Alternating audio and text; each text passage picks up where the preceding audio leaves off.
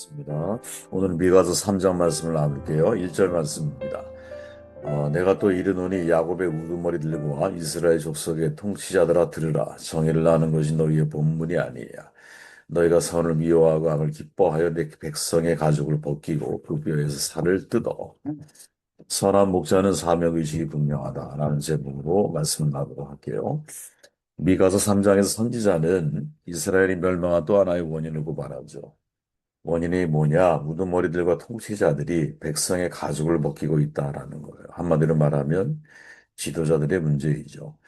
신정국가인 이스라엘 왕은 하나님의 통치권을 위임받은 청지기로서의 섭정이죠. 무슨 말이냐? 하나님과 지도자가 사실은 지도자 사람이 하나님 편에 서서 하나님의 뜻을 국가의 이제 백성들에게 그대로 실현해야 할 책임이 신정국가에게 있었다라는 거예요. 그런데 이 지도자가 예를 들어서 하나님의 뜻을 잘 알지 못하거나 하나님의 뜻에 반하는 행동을 할 때는 국가의 흥망성쇠가 지도자에 의해서 결정될 수 있다라는 거죠. 대단히 무서운 거거든요. 무엇보다 아름다운 공동체가 뭘까? 성경에 의하면 사실은 세습 같은 거, 혹은 집단지성에 근거한 다수결, 이런 민주제, 이런 것들은 사람들이 만들어낸 거죠. 성경이 우리에게 제시하는 바는 신정국가라면 제비뽑기를 통해서 사람을 뽑아요. 하나님이 직접 뽑으신다라는 의미가 그 속에 부여되어 있죠. 그러나 오늘날 이렇게 사실 리더를 뽑는다라는 것은 쉬운 일이 아니죠. 거의 민주국가라면 다수결에 의해서 민주적인 제도와 방법을 통해서 지도자를 세우는 것을 우리는 경험을 하죠. 지금까지 우리가 그렇게 살아왔고 어떤 지도자가 정말로 좋은 지도자일까 질문을 던지지 않을 수가 없죠. 왜냐하면 오늘 본문에 등장하고 있는 친정 국가 안에 세워진 지도자가 하나님과 아무런 상관없는 어떤 지도력을 발휘하고 있다면 그것은 대단히 위험한 거죠.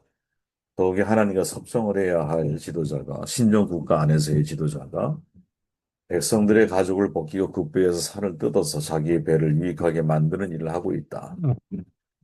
마치 엘리 제사장 두 아들이 떠오르죠. 그죠? 그냥 갈고리를 막 휘저어 자기가 원하는 거 잡히는 것은 다 자기의 먹을 것으로 사용을 하던 어, 그런 시대를 지금 미가 선지자가 비판적인 목소리를 가지고 메시지를 전하고 있는 거죠. 영국의 이코노미스트에서 독자들에게 당신의 나라에 존경할 만한 정치적 지도자가 있습니까? 라는 질문을 던졌거든요.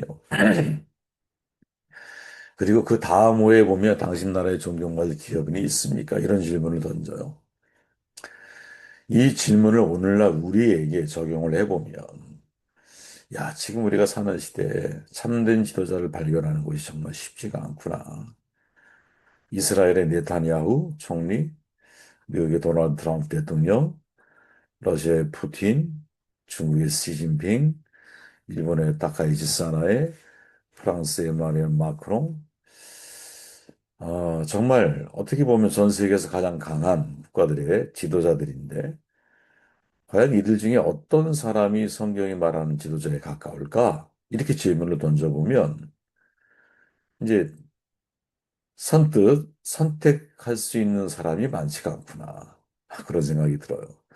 한 사람은 자기 정치적 입장 때문에 전쟁을 지속하려고 하자 애를 쓰고 있고, 또 한 사람은 어떤 형태의 지도력이든 간에 자기의 배, 자기의 지인들의 배를 채우려고 하는 그런 사람이고, 또 하나는 강력한 권력을 가지고 자기의 숙적들을 다 제거하고 완전한 독재적인 일을 행하고 있는 사람도 있고, 또 어떤 사람은 본인이 한 약속, 오랜 역사의 국가의 전통이 있었어요. 그러나 한번 지도력을 발휘하고 나면 바로 위임을 하는 건데 3년임을 지금 하고 있는 그런 사람도 있고, 어떤 사람이 이게 총리인지 아니면 누구인지 구분도 안 되는 사람도 있고, 어떤 사람은 정말 자유를 외치고 있지만 사실은 뭐랄까요? 개인의 어떤 그 취향적인 면에서 이런 사람이 과연 대통령이 될 수 총리가 될 수 있을까? 이런 생각이 드는 사람도 있고. 사실은 지도자의 면면을 가만히 살펴보면 각계각층에 특히 이제 요즘 세대에 야, 이 어떤 사람이 정말 지도자일까? 이런 사람들이 과연 지도자라고 말할 수 있을까? 이런 생각이 들 정도로 많은 고민을 하게 만드는 사실은 사람들이 있다는 거죠. 우리는 어떨까? 이런 질문을 던져봐요. 성경은 뭐라고 말하고 있을까? 이게 우리의 가장 중요한 사실은 보아야 할 핵심이겠죠. 주님의 말씀이죠. 나는 선한 목자라 내가 내 양을 알고 양도라는 것이 아버지께서 나를 아시고 내가 아버지를 아는 것 같이 같으니 나는 양을 위하여 목숨을 버리노라. 이 구조를 정말 우리가 마음속에 새겨야 한다고.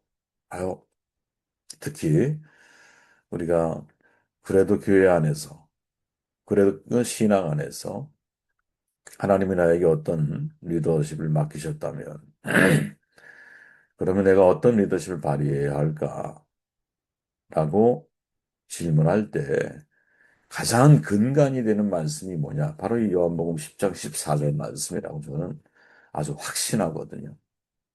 제가 확신하는 이유는 뭐 수많은 이제 다양한 리더십에 관한 책을 보아도 한계가 있다라는 걸 깨닫게 돼요. 특히 이제 목사로 알려져 있는 존 맥스웰이라고 하는 분은 엄청난 다작의 작가잖아요. 근데 그분이 말하고 있는 지도력에 관한, 리더에 관한 이야기들을 가만히 들어보면 뭔가 좀 벗어나 있는 느낌이 들 때가 있거든요. 그러니까 우리는 성경으로 들어가야 돼요, 성경으로. 그랬을 때 우리가 정말로 본받아야 할 리더십은 예수님이잖아요. 근데 예수님이 뭐라고 말하느냐? 나는 선한 목자다 이렇게 말해요. 일단 리더는 선해야 되죠. 그리고 리더는 목자이기 때문에 양을 이끄는 역할, 양을 먹이는 역할, 양을 돌보는 역할, 양을 적과 꿀이 흐르는 땅으로, 양을 푸른 초장으로 데려갈 책임이 있는 거죠. 그러기 위해서 목자에게 있어서 중요한 이 내공이라 할까요? 필요한 덕목이 과연 뭘까? 질문해 보면 나는 선한 목자인데 양을 위하여 목숨을 버려. 그러니까 진짜 리더는 여러분 희생을 전제해야 하는 거예요. 희생을 전제해야 한다. 정말 지도자가 가져야 할 가장 중요한 특성이 뭐냐? 희생 정신이죠. 희생 정신. 이 이원설 박사님이 그런 얘기를 하는 거예요. 토마스 칼라의 용기, 오르테가 가제트 극기, 데이빌 라이즈만, 내부지 양성, 윌리엄 딘, 성실, 아놀드 도입이 창조성, 솔로몬 지혜, 아주 수많은 리더들이 자신이 생각할 때 가장 중요한 리더의 조건이 뭐냐라고 말했을 때 이런 다양한 것들을 말을 한다는 거야. 그런데 이 모든 것들을 다 갖췄다 할지라도 한 가지가 없으면 이 모든 것들은 팔로워들에게 유익이 안 돼. 근데 설령 이 모든 것들을 완벽하게 갖추지 못한다 할지라도 좀 부족하다 할지라도 이것이 있으면 그래도 팔로워들을 위해서 유익이 될 수 있는 리더가 될 수 있어. 그럴 때 그게 뭐냐? 그게 자기 희생이라는 거예요, 여러분. 리더는 자기 희생이 되어야 한다는. 그게 전제가 되어져야 된다는 거예요. 그리고 만약에 이게 이 자기 희생이라는 걸 가지고 여러분 우리에게 대입해 보면 자기 희생이 있는 사람은 팔로워들을 나의 유익으로 바라보지 않아요. 우리가 가끔 살다 보면 오해를 받잖아요. 마치 나의 유익을 위해서 상대를 이용한 것 같은, 내가 이용을 당한 것 같은 느낌이 들 때가 있죠. 저도 지금까지 가장 가까이 있는 분한테도 그런 느낌을 받을 때가 있어요. 그런데 그럴 때 항상 조심하는 것 중에 하나는 그분의 지향성을 보는 거죠. 저분이 자기 희생을 전제하고 지금까지 행동하고 살아가느냐. 사람은 여러분, 내가 죽으러 산에 올라가는, 절벽으로 올라가는 사람도 가다가 넘어지면, 아이고, 죽을 뻔했네. 이런 말을 한다는 거 아니야. 사실이거든요. 진짜 그래요, 여러분. 사람은 그런 본능적인 걸 가지고 있어. 이 말을 왜 하냐? 누구나 다 자기의 이익을 생각하지 않을 수가 없어요. 여러분 늘 말하잖아요. 정의라고 하는 것은 내 안에 불순한 동기가 전혀 없을 때 내가 누군가를 심판할 수 있을 거라고 보거든요. 그런데 내 안에 정의를 실현한다는 이유 때문에 그 이유를 빙자해서 얼마나 사실은 불순한 동기가 내 안에 숨겨져 있느냐. 어? 저만 그럴까요? 모든 사람은 다 사실은 그런 마음을 가지고 있거든요. 그렇기에 자기 희생을 한다라고 내가 생각을 해도 때로는 나의 유익을 생각하며 움직이는 모습이 왜 없을 수 있겠어요? 있지, 충분히.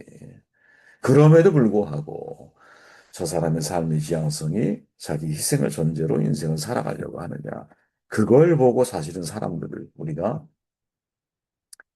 바라보고 인정해주고 이해하고 그래야 되는 게 아니겠느냐. 그런 생각을 해보게 돼요. 그렇다면 선한 목자라고 말하고 있는 선한 목자기에 자기 희생을 전제로 이야기하고 있는 예수님의 메시지 속에서 자, 그러면 자기 희생을 할 수 있는 선한 목자가 되기 위한 과정이 뭐냐? 이 문장에 답이 있다고 보거든요. 첫째가 뭐냐? 아버지께서 나를 낳으시고, 즉, 선한 목자는 사명의식이 분명하다라는 거지. 이건 확실한 것 같아요, 여러분. 선한 목자는 되려면 여러분, 아버지께서 나를 아신다라고 하는 내 행위의 모든 동기가 하나님께서 나를 알고 계시고 하나님이 나를 부르셨고 하나님이 나를 이 자리에 세우셨다라는 확신을 가지고 있는 사람만이 그 자리에서 자기를 희생할 수 있어.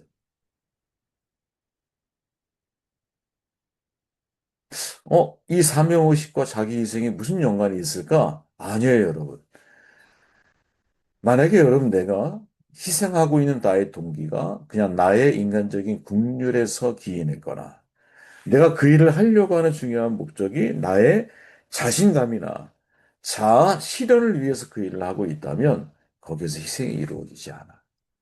참 묘해요. 한두 번 희생을 할 수는 있어요.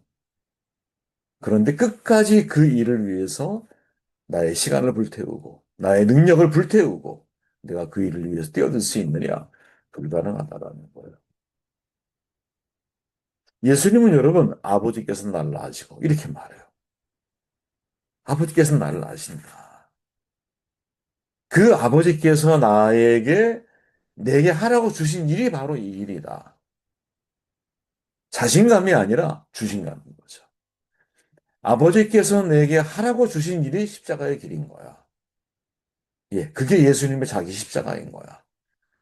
그리고 그 길을 걸어가는 모든 과정이 자기를 희생하는 과정이지. 왜? 내 뜻을 내려놓고 아버지의 뜻을 실천하기 위해서 내가 그 길을 걸어가는 거예요. 그렇게 여러분, 내가 사명의식이 분명하지가 않아. 그럼 여러분, 지금 내가 있는 자리에 대한 불안함이 있어요, 나에게. 내가 여기서 왜 희생을 해야 되지? 그런 생각이 들 수도 있어요, 여러분. 그러나 하나님이 나를 이 자리에 세우셨다라고 하는 것이 명확하다면, 그래서 목회자가 되려고 하는 사람, 선교사가 되려고 하는 분들한테 가장 집요하게 검증해야 할 것 중에 하나는 뭐냐면, 하나님이 나를 부르셨다라고 하는 소명의식이 명확하냐. 여러분, 하나님이 나를 필리핀에 보내셨다는 사실, 필리핀의 이 마을에 보내셨다는 사실이 명확해야 내가 여기서 나의 시간들을 희생할 거 아니야. 내 재능을 쏟아부을 거 아니야. 하나님이 나를 이 교회의 리더로 세우셨다는 사실이 명확해야 힘들어도 그 일을 감당하려고 할 거 아니에요. 그렇지 않아요? 사명의식이 전제되지 않으면 과연 선한 목자가 될 수 있겠느냐. 불가능하다라는 거지. 그래서 예수께서는 나는 선한 목자야 라고 말씀하시면서 아버지께서 나를 아신다. 아버지께서. 그리고 그 나를 아시는 아버지의 뜻을 따라 자신에게 주어져 있는 자기 십자가를 짊어지고 양들을 위해서 목숨을 버리는 길을 걸어가시는 거죠.